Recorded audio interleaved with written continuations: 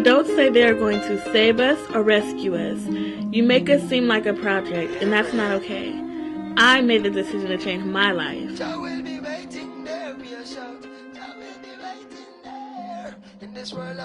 STREET Team is an acronym. It stands for Students Together, Reducing Exploitation and Trafficking.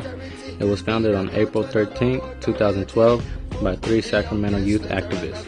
Our goal is to raise awareness among youth about issues related to sexual exploitation. We recognize that young people are not the problem, they are the solution.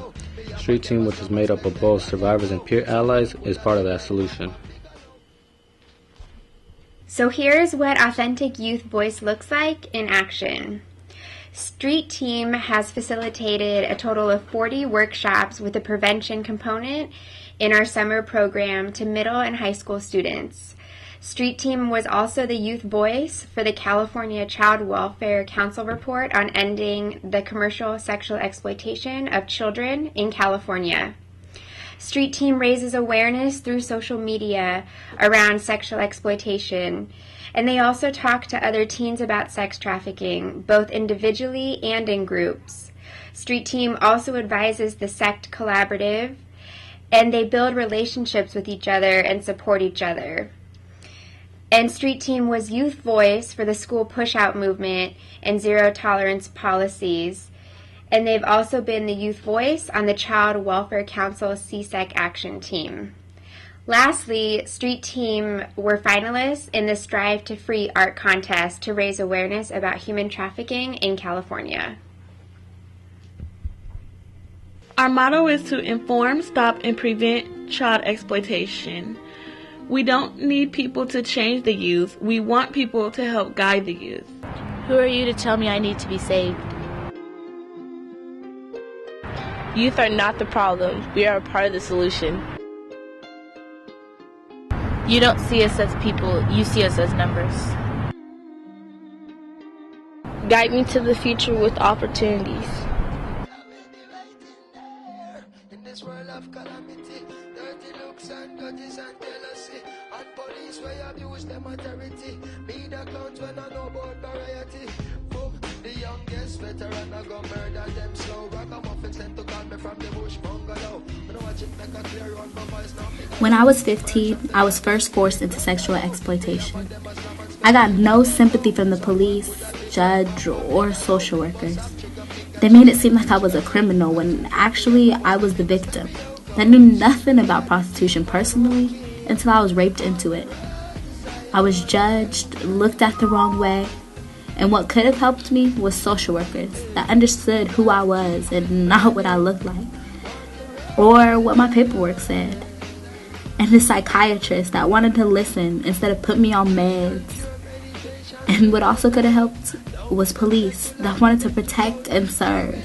I'm not your project, I'm a survivor.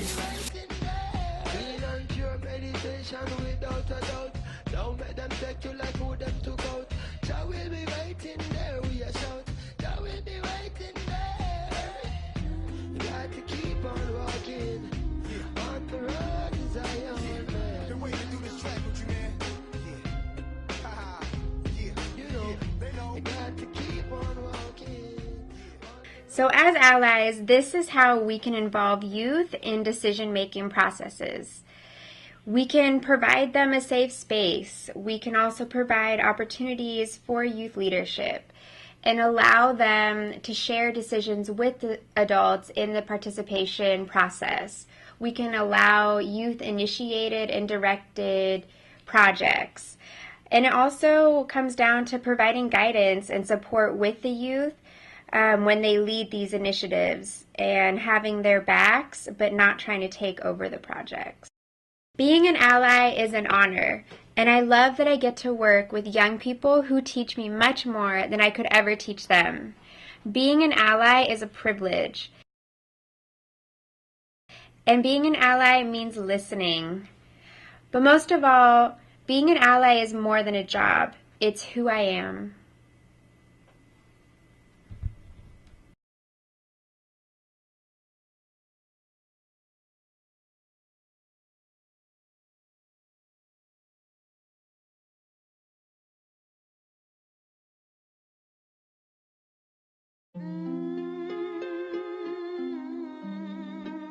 Be real with us. We can tell when you're being fake. Being an ally is proactive, it's intentional, and often involves taking a risk. Be supportive and be there through the good and the bad times. As allies, we're the people who support a group who are commonly the subject of discrimination and prejudice, while not actually being a member of that group. Acknowledge your privilege. As allies, it is crucial that we recognize the lens in which we view the world and realize that just because something is our experience does not mean that that's the experience that everybody has. Therefore, as a white woman, my privilege greatly influences my work. Address the underlying social issues. If we as allies are not aware of our unearned privilege, we can damage and isolate youth by discounting their lived experiences. Youth are constantly told by adults what to do, what to say, and what to think. One barrier I see is the tendency of adult spaces to not be friendly to youth. As allies, we can easily remedy this by asking our youth what they need in order to feel safe and heard. Step out of your comfort zone.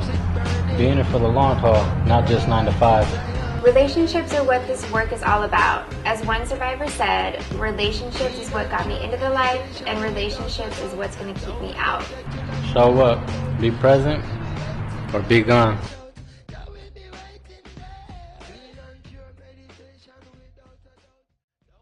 Being a voice in a group of privileged adults that doesn't understand the struggle just a little bit is so meaningful for us. You're making decisions for us, and you haven't had an inch of how it feels to be in our head. Not even half an inch. It's so easy for you to make decisions over what you see on the news, heard in trainings, or drove past. This is our Iraq, and you're so blind of it. Or are you? We didn't go to school for it. We didn't just see it, and we're definitely not just judging it. We went through it. We're going through it, and we're working on getting out of it. We're not your study. We're human beings just like you, just dealt another deck of cards. And we wouldn't give it up for anything in the world because it's our life.